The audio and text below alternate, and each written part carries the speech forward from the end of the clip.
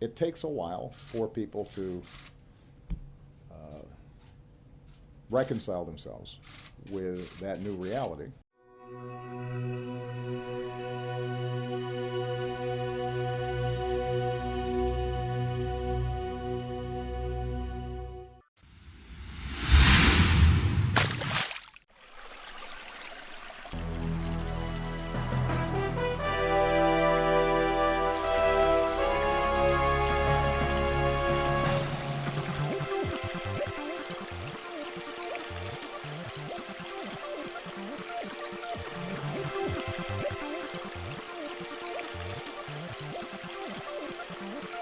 Welcome to Newrealities. I'm Alan Steinfeld, and I'm so happy to be back here with Stewart Pearce, who just helped me awaken a whole other part of me down here. Thank you, Stewart, for being on the show. Stewart is the author of The Angels of Atlantis, and he has a great connection to these other realms, these other frequencies. Actually, your whole life is about frequency, I would say. Yeah, it's about frequency, yeah. Yeah, actually, a thought that comes to me is that, you know, I was sharing with you earlier that as a child, I found it very difficult to read until about 14, 15. And I learned to read through frequency. I learned to read through the waves of force by singing. I sang. My mother said, Stuart's always humming, let's put him into a church choir. So I was put into a church choir. And of course, I just parroted the other boys because I couldn't read the words.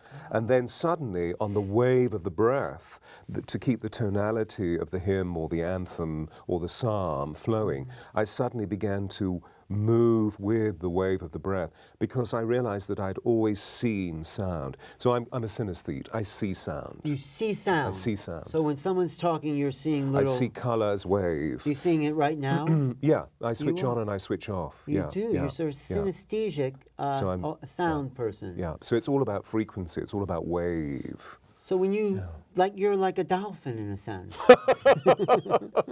No, because that is so wonderful. I've been called many things in my life, but never a dolphin. And I swam with dolphins. I love them. Because so they're I'm like a frequency. dolphin. Absolutely. Yeah. So everybody has a frequency signature. Yeah. And that's what we just found. And it was really interesting, you see, because you find it so easily, you personally. I did, yeah. So, for example, during your introduction, the first thing you do as you look into camera is, hello, everybody, my name is Alan Steinfeld, and I am the champion of Newrealities. I mean, there you are completely in your note. Oh, that's my note. That was your note. Hello, everybody. Hello. It's very seductive. Is it? It's very seductive, very soothing. That way I can get more viewers. Of course. So let's talk about this whole idea of angelic realms, and you talked about angelic activism. Anyway, just want to say thank you for that recognition here. So they're here, these angels you're in touch with, to really help us be more human in a sense, right? So, well, to be spiritual beings having a human experience. And many of us just have a human experience. Many of us forget that we have soul, or that we actually have this extraordinary heritage of being spiritually wise, of spiritually intelligent, and that we have stardust within us, that we're from the heavens. We're not just terrestrial beings. Although this is a very unique experiment, this cosmic experiment that we're living. It's just that most people are it up. Oh, what? Oh, I see, right. Well, look at the world. I mean, it's in chaos. So your work, though, is to bring the chaos back into coherence. Into harmony, yeah. Harmony. Yeah. And how do we do that? But as you're directed from that angelic realm, how are you doing that? What's the essence of your work? Well, it begins with us. Okay. Be the change you want to see, through the great words of Gandhi. So it's about how if we recognize that feeling is the language of the soul, not the competitive nature of cerebralization, that's just about scoring points with other human beings and making other human beings feel belittled often. Sometimes there can be a very genuine debate where there is exciting exchange of ideas, but mostly it's about point scoring and demeaning people. But when we move into the heart, when we move into the congress of what it is to feel with the soul, we move into inclusivity and empathy.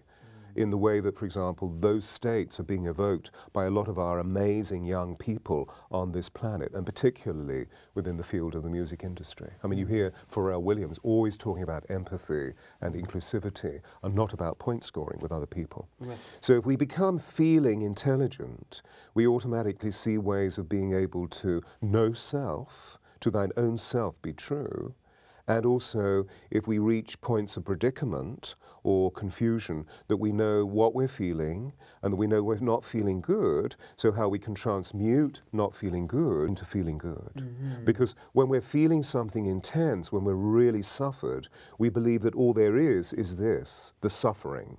But actually, there is always another reality, because we're living a vibration of duality at the moment. How do we tap into that other reality, according to your, The teaching? reality of abundance. Yes. Because we see abundance with us all the time, But but at the same time, what the angels principally do is to come in and say, but don't you see that the pathway that you've journeyed on has brought about a gross narcissism, where you feel you have to do it all by yourselves. Now, they never criticize, I'm not saying, they glorify all the time. Mm-hmm. But what they indicate is that we are always with you.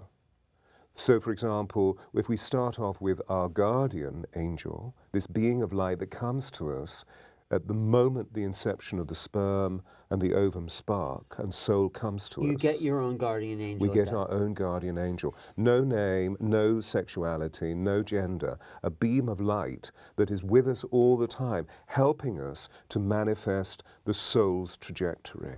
It's just that we get in the way and disturb it. How do we know the soul's trajectory? Well, by listening to our guardian angel. So if we listen, how do we listen? How do we know? We just get a knowingness? We need to meditate. Ah. And today, we need to meditate at least 3 times a day, so that we become absolutely self-aware to the way that we bring the physical, emotional, mental, and spiritual realms together within our bodies. And that's why I'm introducing angelic sound healing, because in sound, we stop the disturbance of in our cerebral dominance. Right. Sound brings us into harmony, where the physical, emotional, mental, and spiritual energies come back into the frequency of the 5th element, which is our note. So you're introducing sound healing as people, angelic sound healing, so they can reach towards the abundance that... Absolutely, But absolutely. so talk to me about that. How do we do it? How do we get in there? How do we... Well, the principal thing, as we've already discovered, is to find our note. Okay, we find but the your note. interesting thing is that in order to find our note, in order to be listening posts in an ocean of sound, in order to really open up the sound of our whole being, so that we literally meet other sound beings, such as the angels or other spirit guardians, because sound is at the core of creation, and so sound is an extraordinary, powerful energy to connect with, so that fields of intelligence or fields of consciousness are opened from this singularity into a plurality which is multiplicitous. Wait, let me take that in. Sound is the doorway to other dimensional realities. Yeah. If we know how to vibrate the note that we are at the harmonics that connect us into the infinite. Totally. And we're doing it all the time. It's just, are we doing it consciously or are we doing it unconsciously? And the way that the infinite, the way that the field of the extraterrestrial or the ultra-terrestrial, the way that the field of the angels, all these different kingdoms or fields, the way that we can experience them is not by leaving our bodies, but by coming back into our bodies and knowing that we are spiritual beings on a human journey, by moving into a state of physiological, emotional, mental, and spiritual harmony. Embodiment is key. Actually, Paul Selig's people talk about that, the guy. I mean, so many people talk about being embodied. Everyone wants to leave, but we're really here to be here, to inform. And as we know, it says at the beginning of the 4th Gospel, in the beginning was sound, or in the beginning was the word, which literally is the logos. And the logos means the intelligibility of the sound. The intelligibility, the logic, logos. It's the word, do you see? But actually the word is a sonic glyph. We're so fixated with the word that we don't hear the sound. So in the beginning was the sound, and the sound was made flesh, and dwelt among us full of grace and truth. So our spiritual beings come into our bodies through sound from light. Would you say then the spiritual essence of ourselves is the essence of the note that's produced when we find our note? That is the manifestation of the spirit embodied? Totally. I just got that. Totally. I Totally. get that.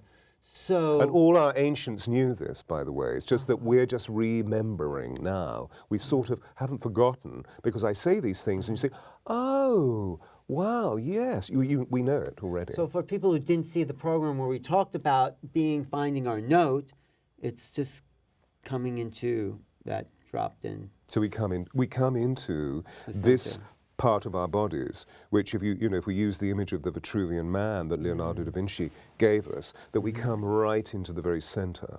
And speak from this center, that's our note. If words arise from the heart, they enter the heart. If words arise from the tongue alone, they don't pass beyond the ears. Who said that?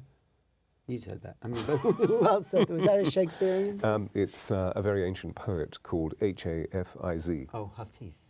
Or however you want to say it. I see. So it's always about moving into the core integrity, isn't it?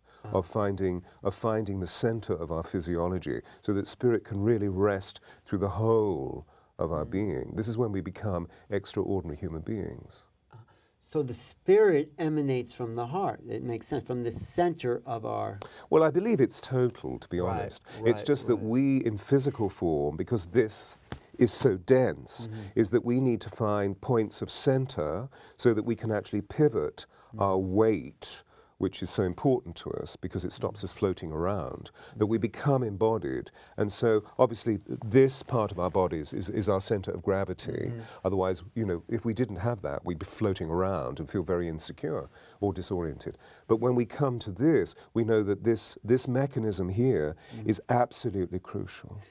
So how does that connect in with those angels? I asked that So before. this is what the angels teach us. And then they begin to recognize, well, if love is all there is, what in human terms are the degrees of love or the degrees of feeling state that we can become intelligent of, therefore expanding our consciousness as beings of infinite harmony. So each of the angelic resonance of the angels of Atlantis activate a certain accent of the note, a certain part of that note. Yes. And what will that do for us? Well, we'll recognize that we're not just one thing, we are many things. But at the center, there is a center of extraordinary, I'm using the word yet again, the extraordinary harmony. But that when we find our center, we can be many, many different things. We can be a successful interviewer, propagating the work that you're propagating. We can become a successful father. We can become a successful son. We can become a successful lover. What do you mean by successful? That there is sustained joy, not woe. So Blake gives us joy and woe are woven fine, a clothing for the soul divine. When this ye rightly know, safely through the world ye go. So we see joy and woe. But at the same time, we know that that's an 18th century perspective and that something unique is happening in our midst at this time, where these two forces of joy and woe are becoming one, and it's sustainable joy. It's a heightened state of consciousness that we see in His Holiness the Dalai Lama, that we see in Ammachi, that we see in the great ones, the Bodhisattva. Through countless lives, they've burned off karma to reach a state of spiritual being in human consciousness where they can be and do extraordinary things, but they resonate pure joy, pure compassion. So something different is happening at this time with the human experience that has never happened before. Is that what you're saying? I believe it's happened before, but it's never happened like this. What That's is it the that point. this is happening? What is it that's happening in your perception? Oh my gosh, Alan. Well, what we're doing is we're looking at the end of a paradigm, the established order of being, which has gone on for thousands of years, and we're recognizing that it no longer works with us, that rather than having sovereign, that we're learning our own sovereignty. So we don't need a figure here who is the Lord's anointed, one of the remarkable things about the Queen of England, and I think she's an extraordinary human being, and embodies an iconic state where she is sovereign. So meeting her is an extraordinary experience. Did you meet her? Well, I was brought up around her, yeah, because my father worked for her, or her household. And so meeting her, because she seems very sort of, not to offend anyone, a little dull, a little. But what is I can assure you, if you meet her, you would not find her dull. Really? She sparkles. What is the thing about her? She has charisma. She is a charismatic. Is it because of the lineages that have been put? She's anointed. That's truly why anointed. Well, she's part of a lineage, so she's part of a blood lineage, but also a spiritual lineage of the anointed ones. That's why she will not abdicate. She's anointed, so she believes in the anointing. So she may be removed and austere and have an unusual voice, because it's not a voice that we hear in common parlance today. But actually, if you meet her, this is a woman where you know her shadow is absolutely transmuted into pure grace, pure love, pure elegance. We have never seen her shadow. We've always seen her grace. So she was is that movie, just The Queen, though, that sort of a bit of a shadow that... Well, no, she's a human being, Alan. Yes. So she's ordinary as well as being extraordinary. His Holiness is ordinary as well as being extraordinary. I see that about the Dalai Lama. So, yes. We know that he has negative thoughts. We know that he has stomach upsets, and he had cancer of the gallbladder. I mean, this is shadow aspect. But what they do in living the humanness of this is to find ways of transmuting it into sustainable joy. So they appear to radiate a light of a conviction of belief that literally I've seen strong men go to meet the Queen, and when they're in her presence, they quake. Wow. They are moved beyond themselves. I mean, one of the people that I had immense fortune to work with was Princess Diana for the last 2 years of her life. What was she like? And when you met this being, I would like to have met her. She was just exquisite in her love, her grace. So when she said, well, she didn't actually say this, other people said it of her, that she was the queen of everybody's hearts. And I think in the Bashir interview, she said, I would like to be this, not I am this. I would like to be this. So she had a dream, which she committed herself to. And, she would go and visit people who were AIDS, and she would just touch them lovingly, and they would be healed. Really? I didn't know that. That literally, their HIV would move into a state of balance where T-cell count would grow, or they'd move into a state of remission. I mean, extraordinary. So she had a light. Well, surely we saw that when she passed, because look how millions of people were affected. Anyway, so these are very ordinary human beings who, eat and go to the bathroom and do all sorts of things. But coming into this time, and in relationship to this time, will we all be anointed ones? If we choose to be. And how do we choose that? Well, it is chosen for us, and then we turn up to understand what our role is, and that it's about literally living as much love as we can. It's so simple, but people don't be it or do it. Well, talk about angel activism. So this is the substance of angel activism, because it's all about understanding how we can become truly intelligent on a feeling level, and therefore to move into points of harmony and sovereignty. So they give us very particular skills that help us. And one of the great skills that they give us is an historic perspective of our peoples, and they allow us to see that civilizations rise and fall. And so at the moment our civilization is falling, and we have basically two choices, don't we? Because at the moment we live plurality. One is to believe that nothing is a miracle, and the other is to believe that everything is a miracle, to quote Einstein. And so as we look at the negativity in our world, what are we going to do about it? And so angelic activism is looking into, well, how can I use the body of the angel's work to understand that love, that empathy, that inclusivity, that hope are these high vibrational processes that lead us to delight, that lead us to forgiveness, that lead us to mercy, and that eventually lead us to victory and glory, so that we resurrect. We die to our old selves, and we are reborn to our divine blueprint, which needs constant attention. Is this what is happening now with our political systems? I believe so, yeah. They're dying to their old selves, and they're being reborn into possibility. possibility that the sacredness of the human being will be valued.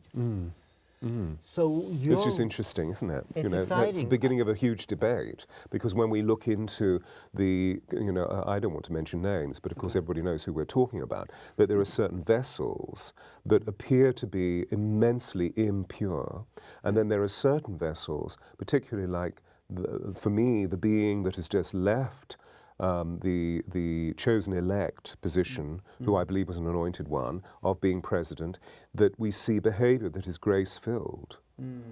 So there are choices that we can make. And I believe that that this is a field to our consciousness and that we're merely projecting onto it. Our life is not happening to us, it's responding to us. So how do we respond to this? A lot of people are very angry and very judgmental. I believe that what we need to do is to move away from the blame culture and to use it as an instrument to find out about insight and resolution, that this is merely a projection of my own consciousness. This is a projection of my own shadow. So how do I heal my own shadow?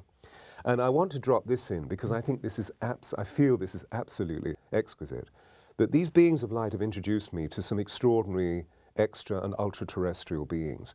And about 15 years ago, a huge life shift took place for me. And they introduced me to the Hathors, who worked with me for about 3 weeks in illuminating much of what I'm saying, so that not it becomes an idea, that it becomes an experience, that I embody these processes. So they're clever ideas, but how do I embody it? And their parting shot and their parting How gist. did you work with the Hathors, though? They talked to me. They came to in you the middle of and the they, night. and they told you about. Reflect on your life. Why did you make that choice? Perhaps if you made this choice, it would have been less onerous. It would have been easier. It would, you wouldn't have got yourself into what I have to keep constantly measuring within myself is to worry. And so, as a great teacher, Sai Baba, said to me 45 years ago, who gave me this ring. He manifested that ring. He manifested the ring. He said, worry, worry, worry. What's the point of worrying when you can pray? So I turned the worry into prayer by using positive affirmation. So the Hathors. But their parting was, no, listen. What we want you to understand is that we've been through a very similar soulful trajectory to what you've been through, and that our lowest feeling state is something you call ecstasy. Their lowest state. That's their lowest feeling state. So it gives us... So we can't even imagine what their highest feeling state is. A marker. Samadhi, I don't know what we call it. Because we haven't had that access, that experience. I believe that somewhere deep in ourselves that experience is. I do believe. And what we're now doing is changing the whole of our physical being, so we human beings are mutating, so that we can actually open the 44 codons of DNA, the strands of DNA in our bodies that are dormant, that we're not using. We're just using a double strand. How do we activate the 44 codons? By doing this. By doing which? What? What are we doing here? By what we're talking about, which is to make intelligent choices and to stop hating and to stop loathing and to stop revenging and to stop depressing and to stop judging, to move into love, to move into freedom, to really balance out. If we're hurt, how do we heal the hurt? And not that person hasn't done it to me, although they seem to be a bastard. How do I heal that? So that we choose the higher choice. Our mortal beings are feeling the tragedy of the weaponry and the pain of the suffering. Our celestial beings are not feeling that in the slightest. So how can we literally turn all of that? How can we be sacred activists as human angels that just live love, but not in some absurd way of really moving into our embodiment? And this is what Archangel Michael is principally helping us with, because as we know, Archangel Michael is an immense leader who has a sword, and that's the sword of truth that pierces all of this energy. So we'd say maybe we're in the age of Michael right now with the sword of truth. This is the dawning of the age of angels, yeah. And we're all becoming angel activists. So this is a call to action. Let's stop being silly and let's measure the absolute fullness of who we truly are, so that we gestate or evolve into higher beings. Would you say the whole universe is made of, it's full of angelic presence, of life presences, different frequencies, extraterrestrials are really just frequencies that resonate on a whole different scale. Would you say that? Absolutely. I believe this is so.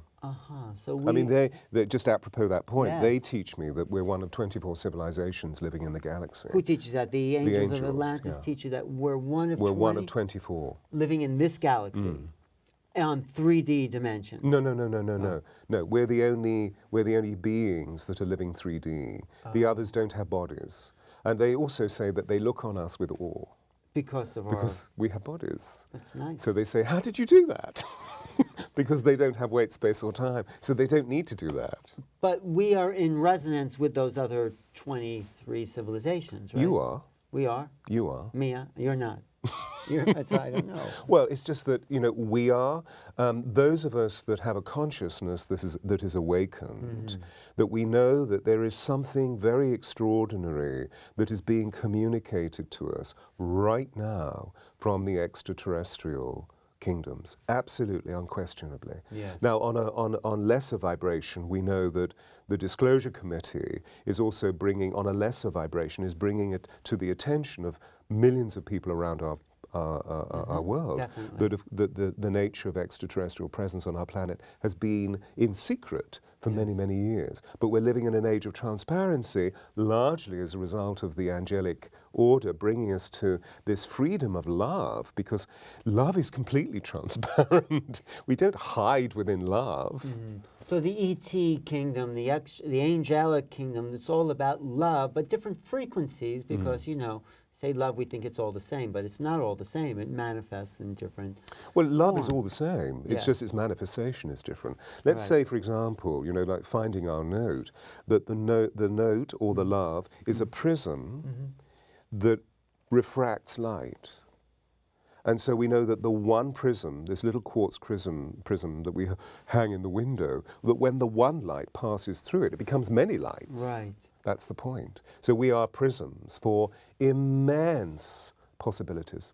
And that possibility is what besides joy? I mean, it's, I guess, if I'm creativity, expression. It seems at the moment, well, I say at the moment, I mean, it seems that for me over the last 25 years of people coming to me all over the world, because one of the joyous things about these amazing beings, and particularly this oracle, which I'd love to share a card with you. Yes, let's share that. Because this has been translated into many different languages, and so If you don't know Stewart's work so well, might know his deck, Angels of Atlantis Oracle deck, which is... This is the first of two, by the way. First of two. You did two, why? Because the angels wanted to. Okay. Okay. Can't argue with some angels. The second one opens the right brain. This opens the left brain. What many people say to me when they come into a session is, I don't know what my purpose is. And for me, that's pretty simple. Okay. Because what is our purpose? Our purpose is to optimize our creativity full of love and joy. That's it. I think you're right. That's it. Oh, So- right. Let me pick So a card. does it matter what form it takes? What form it takes? And then, of course, we know that one principle opens into many different principles, which is, well, I can do this and this and this and this and this and this. So which one am I going to choose that is my métier? If this came to you, would you say you're a channel? Yes, Okay. a medium. But medium feels like I channel dead people. No, you're a medium for the angelic realms. So there are 44. 44. So one of your strands of DNA is about to be Activated? activated. Activated? Let's see which strand will... This one, I'm getting two, but... Oh, wonderful. So one can be for you and one can be for the conversation we're having. Okay. The one that I just got, Yes! okay. I love it. Divine I intelligence. love it. So let me interpret. So Please. Metatron is one of the 12, and Metatron is the cosmic teacher. And Metatron stands on the right-hand side of the divine, according to many of the books of wisdom, and has the key to the Akashic.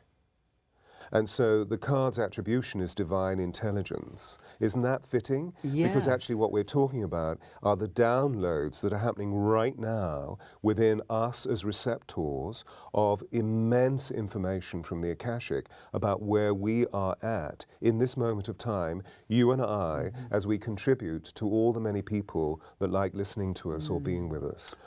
Isn't that fascinating? That Absolutely is amazing. great. I feel a connection to Metatron. And the second thing... Metatron. Again, how many Metatron cards are there? There are 4. And I got 2. And the attribution on this card is mercy. Now, this is really interesting in terms of what we were talking about, because we were evoking, how do we become truly sovereign? How do we become the master mistresses of our own destiny?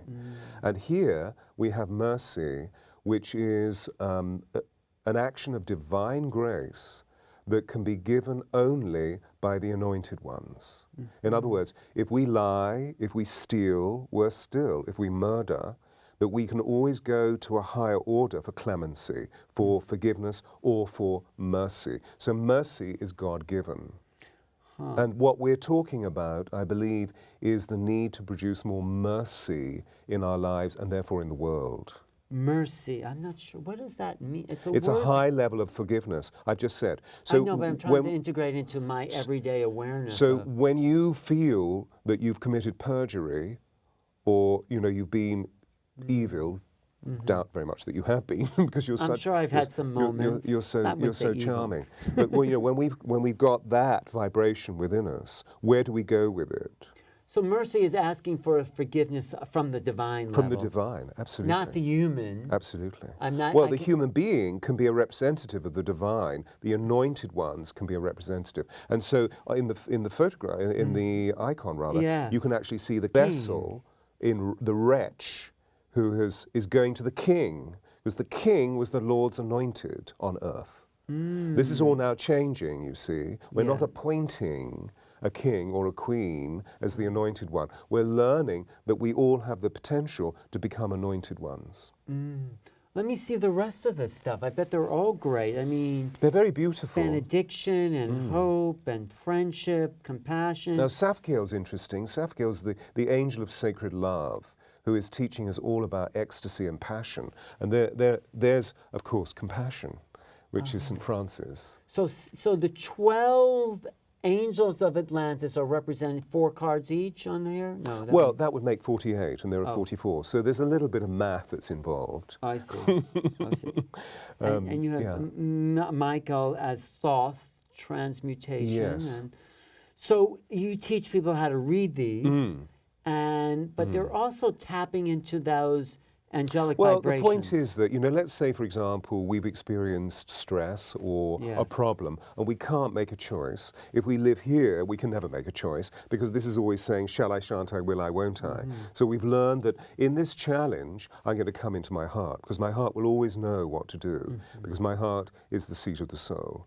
So let me actually reach out and ask for the angels to help me. So we go through the oracle and we choose one particular card that illuminates the conviction of what we need to do about the challenge. In that moment, that angel comes to help us. But it's we that make the change, not the angel. Now, sometimes we know that the angels can come in and there's divine intervention. Sometimes. But their vibration is not they don't have free will. They serve us. Right. So when we pick a card, we're calling in that vibration to serve us in a higher function, to awaken a greater reality. Yeah. Because, for example, you're having a problem and you're feeling really dismal and forlorn, and you choose Gabriel, the great messenger, and the card is benediction. So what does benediction mean? Blessing. So actually, in this terrible state of depression, Gabriel is coming in and saying, but don't you see, we're blessing you. And therefore the depression is elevated into a state of, oh my God, I was feeling totally alone. Now I realize that this is merely a trajectory that I'm using to grow into the possibility that there is another truth, which is not my forlornness and my depression, but actually this is teaching me I never need to be here again. And Gabriel comes in and says, I will always be with you. Yeah. I have a cat named Gabriel, actually. But anyway, as you're talking, though, I'm getting the sense that the characteristics of the angelic realm are available to us to vibrate at the divine level. We can say it's divine, but it's the angelic realms that give us the qualities of the divine that we could achieve on a personality level of mercy, benediction, grace, compassion. And this is the task of the human being, is to awaken the divine traits so we can then enact that in the world and bring the compassion and love to the world that's needed at this time. That's beautiful. What a synopsis. Well, thank you, Stewart, for letting us enjoy that. I'd love to drop in just one more thought. Yes, tell us. Yes. Which is that our guardian angel is always with us. And that the guardian angel in Rome was called the genie. The genie. Which gives us genius. So Michelangelo didn't believe that he painted the Sistine Chapel. He believed that he was merely a vessel through which the divine light poured, and his genie gave him the genius. I believe it's the same with most great artists. They don't believe that they did it. They are shaman, that they move into a shamanic state. So our guardians are always with us. Thank you so much for this conversation.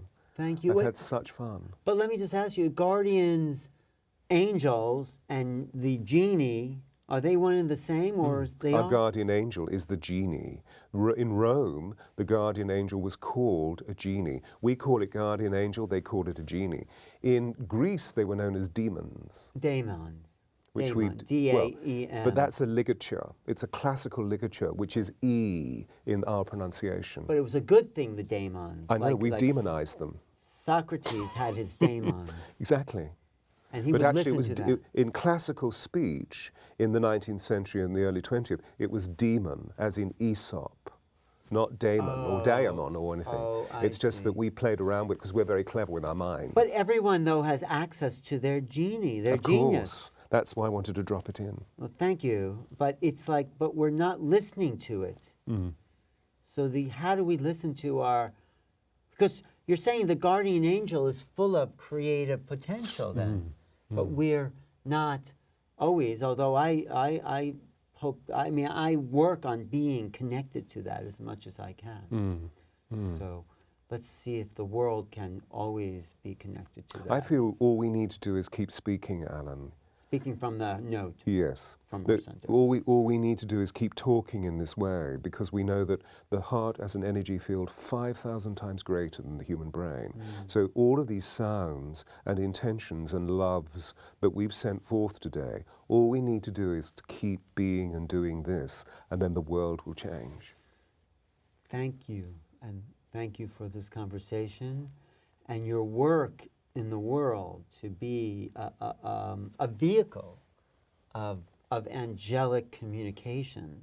Yes, and what I'm asking everybody to do, those who can, is this is a call to action. Let's all become angelic activists. And how do we do that? By tuning into this work. But which work in particular? The work of the Angels of Atlantis. Well, www.stewartpearce.com or www.theangelsofatlantis.com, and my YouTube presence. No, I don't want to give a sense of narcissism about it. No. It's actually the fact that we're tuning into all of the work that you're doing with extraterrestrials, all of the work that all the people on our planet are doing in relation to the angelic kingdom. This is just this humble man giving an offering. Yeah, it's not about you. You are the vehicle, the messenger of the delivery.